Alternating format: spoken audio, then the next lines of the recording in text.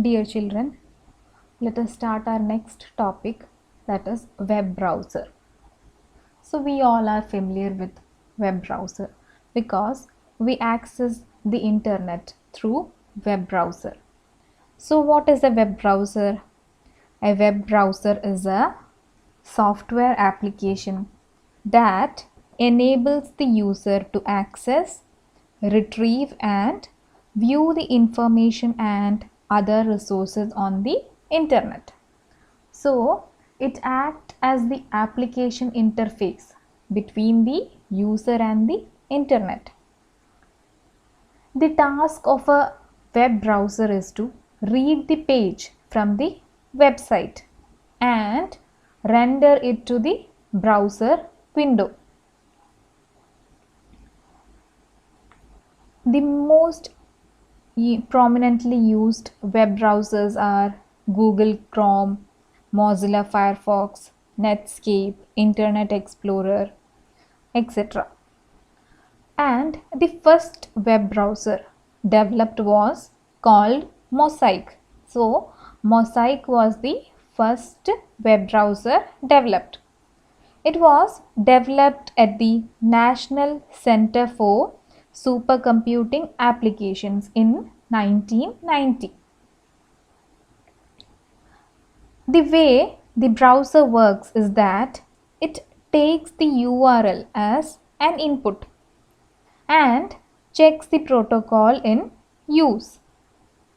That is, if it uses HTTP protocol for communication, it sends an HTTP request to the server,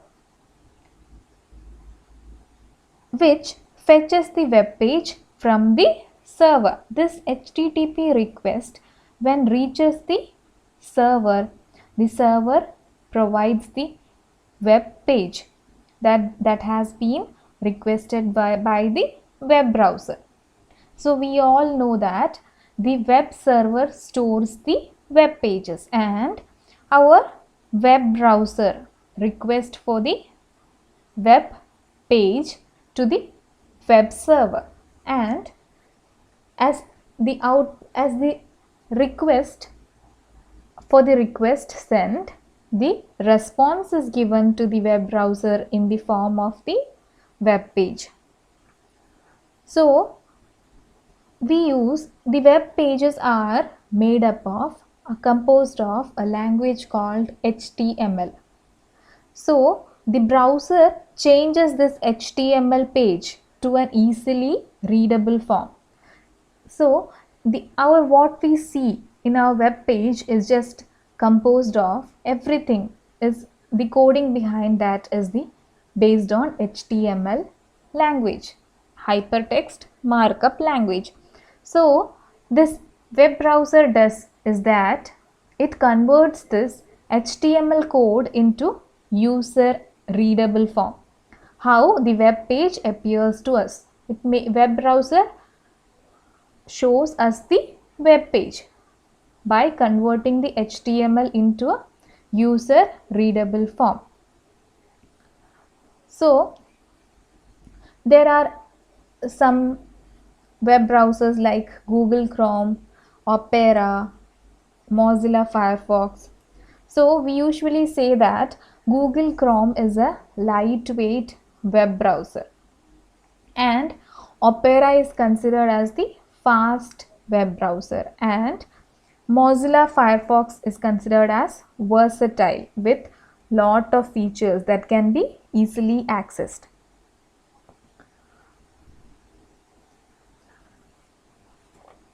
So apart from the default features that a web browser has, it has extra features called extensions.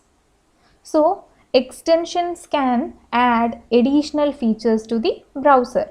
That is, features that are not already present in the browser. We can add some extra features with the help of extensions. So let us see how can we add an extension to the web browser. So for that, first we have to open the Chrome Web Store.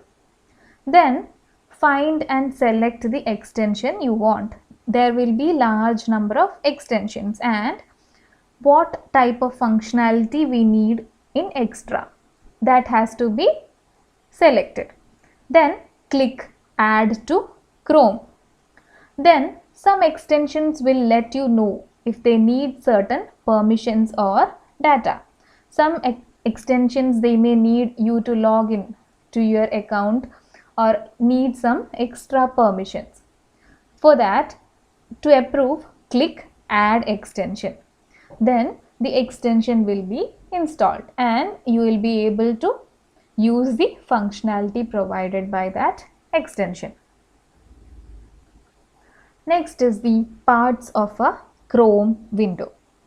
So we all are familiar with our web browser Google Chrome. When we open this Google Chrome, we can see the page appearance like this. So you can see in the page there is a title bar where the title of the window appears. So whatever window we open, the title appears on this title bar. Then the title bar displays the name of the current web page. So you can see each tab shows the current web page. Each tab has the current web page which is opened. Then there is a address bar where the address is typed. So the address bar is used to type the address of the website in its address box. After typing, press the enter key to open the web page or website. Address bar has a back button, forward button and reload or refresh button. So back button is used to go to the previously opened page and forward button is used to go to the next page, and this refresh button is used to reload the current web page, or it reloads the current HTML page so that the website will be displayed once more. Then there is a scroll bar. The scroll bar is horizontal scroll bar and there is a horizontal scroll bar and a vertical scroll bar used to move the web page horizontally and vertically. Then there in the same window you can see a triple dot. The other commands are present in the right hand corner of the page. It contains different buttons such as print command and zoom command.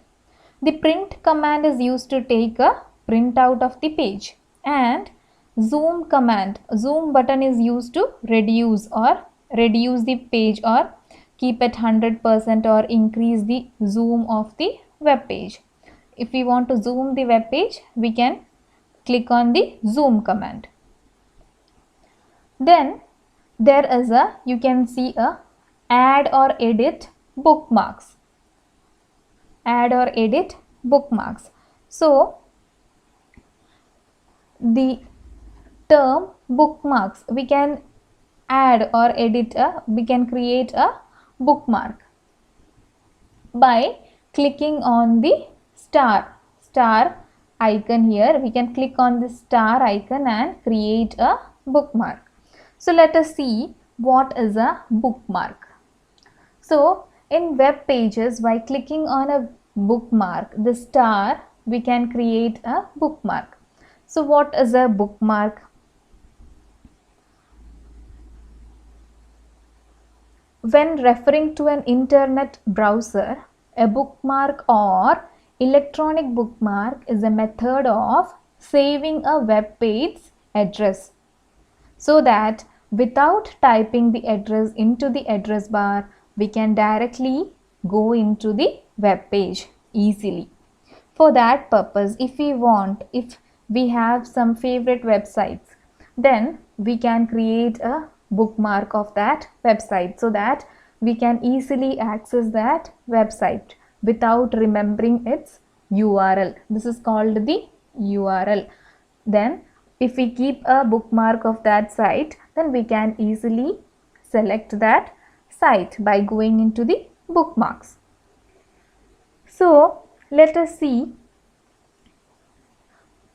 So bookmarks have the objective that some notable websites visited be stored in the computer's memory so that it can be looked up and made available at later time. Also, we can create a folder for different bookmarks at different places.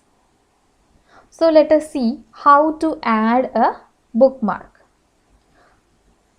First, we have to click on this star icon on the page, and or without clicking, either we can press Ctrl plus D. Then also this window will open up. This dialog box will open up, and we can press done to create a bookmark. We can click done to create a bookmark. So let us see how to create a folder in a bookmark. For creating a folder, first we have to open the Google Chrome or any web browser. Then at the top right, click More here. Then click Bookmarks, then Bookmark Manager. Then click on the triple dot button. After opening the Bookmark Manager, there will be a triple dot button. Then click on that, add new folder, and enter the name of the folder. So you can create a folder, different folders for storing different types of bookmarks.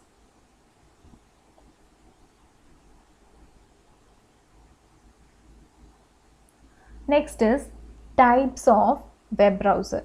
So we have studied what is a web browser and different parts of the browser window. Now you can see what are the two types of web browser. One is graphical browser and the other is text only web browser. So there are two types of browsers, namely graphical browser and text only browser. So what is a graphical browser? Mostly commercial browsers are graphical browsers within which audio, video and pictures can be run or viewed.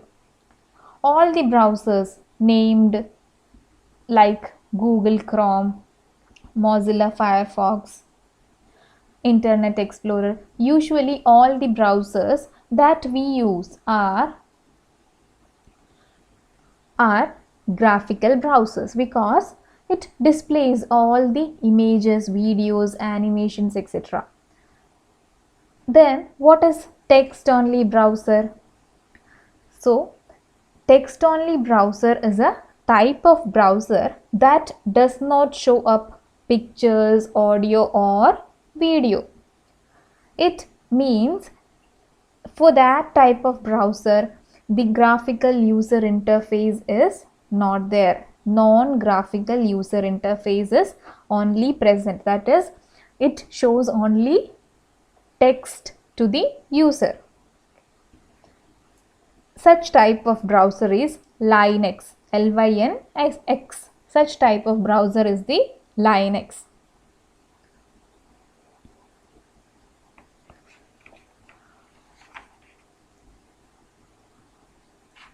Next is hyperlink and hypertext. So what is a hyperlink? We all are familiar and we all have used these hyperlinks because we all have used or viewed a website. So all the websites, most of the websites have a hyperlink. Whenever we visit a website, we move to different pages. How we move? By clicking on certain buttons. So these buttons are the hyperlinks because they take us to a different page. So what is a hyperlink? A hyperlink is a word or phrase or image that you can click on to jump to a new document or a new section within the current document. So in a current document, we can move to different sections by clicking on different headings or different names or different pictures. If we click on a picture, we are taken to a different web page, or if we click on a text, we are taken to a different web page. So that type of text or phrase or image that takes us to a different web page or different page or a part of that page itself is called a hyperlink. Then what is hypertext? Hypertext is text that links to other information. So when we click on certain text, that text takes us to a different information. That text is called hypertext. So here we can see click here is a text. That is, it is a link which connects us to a different web page. So it has a text here, click here. This is the hypertext. So hyperlinks are found in nearly all web pages. Without a hyperlink, a website is impossible because we have to link all the pages of a website. Like all the pages of a book are linked with each other. Likewise, we have to link all the pages of a website. This is possible only because of hyperlink, because only by clicking on a hyperlink only we can move to the next page of a website. So you can see a website of a shopping site and you can see here different items, different menus. When we click on these menu, it takes us to the particular web page which is a part of this website. So these all individual menu or icon represent a web page, represent a hyperlink. All these links are hyperlink. Also the images, when we click on these images, we are taken to the particular page. So these images also act as hyperlink. So whatever text or image or anything that takes us to a different page or a different place in the same page is called hyperlink. So next topic is blogging. So we all are familiar with what is called a blog or vlog. So what is a blog? Blogging is an activity in which people type in their views and options on things. So a blog is a website containing thoughts, experiences and talks about a subject of their own interest. Some of the websites that provide web space to write blogs are WordPress, Blogger, Weebly, etc. Also, there are online blogs and offline blogs. In online blogs, we can directly write our suggestions about something or our thoughts. In offline blog, we have to write it during offline, that is without internet connectivity, and when we are provided with a connectivity, we can publish our blog. So the act of creating and writing on a blog is called blogging.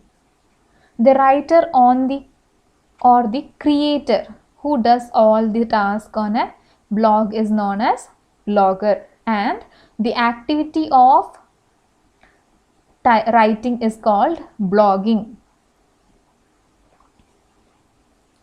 So there are different types of blogs. They are personal blogs, news groups, company blogs, and microblogs. So these are blogs that are exclusively for personal use. Personal blogs are blogs that are exclusively for personal use. The user may put personal story, experiences, and expect people to interact with them. Next type of blog is news group. In news group, there are discussion groups, and it is not really related to news. It may be based on certain topics that a certain group of people are interested in. So they create a group called news group. Next is company blogs. These are blogs set up to know about company's product, feedback received from customers, further suggestions in future products, etc. Next is microblogs. These are sequence of blogs that are limited in nature, as in the number of words allowed per blog. Such example is the Twitter. It allows only 150 characters limit. So the term blog was coined by early blogger John Barger. He got its name from the word weblog. From the name weblog, he got its name as blog.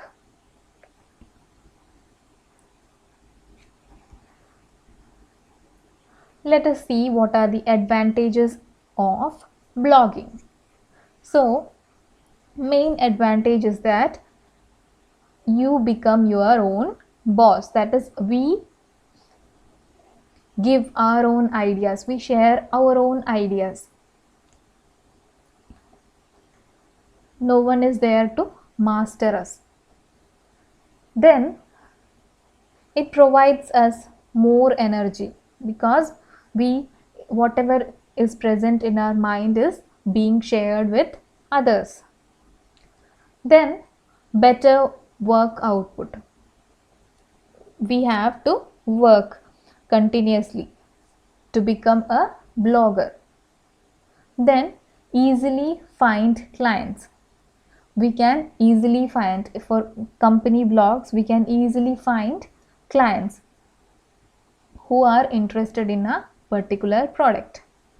Then we can easily earn money. Then the disadvantages of blogging are you feel lonely. That is, we are isolated from the society and we are just focusing on the technology or focusing on the computer, or just we are spending our time or energy just in a particular blogging. Then economic condition. If the blogger gets ill or if they don't have time to update their blog, then it ultimately results in the loss of blogger's income. So the economic condition also affects. If the blogger has no other job, then the economic condition is affected very much. Then let us see the one type of blog called news group. So news groups are internet based discussion group similar to bulletin board system, where people post messages concerning whatever topic around which a group is organized. So News groups enable remotely connected users to share, discuss, and learn about their topic of interest by exchanging text messages, images, videos, and other forms of digital content. News groups are also referred to as Usenet news groups. There are discussion forums on the internet. There are various categories within news groups. Within each category, the discussion gets more and more specific. So, users, those who have same type of choice or interest, they go in that type of news group. If somebody has interest in cooking, then they go in that type of news group. If somebody is interested in science, they go in that type of news group. If interested in arts, they go in that type of news group. So news groups can be used in various ways.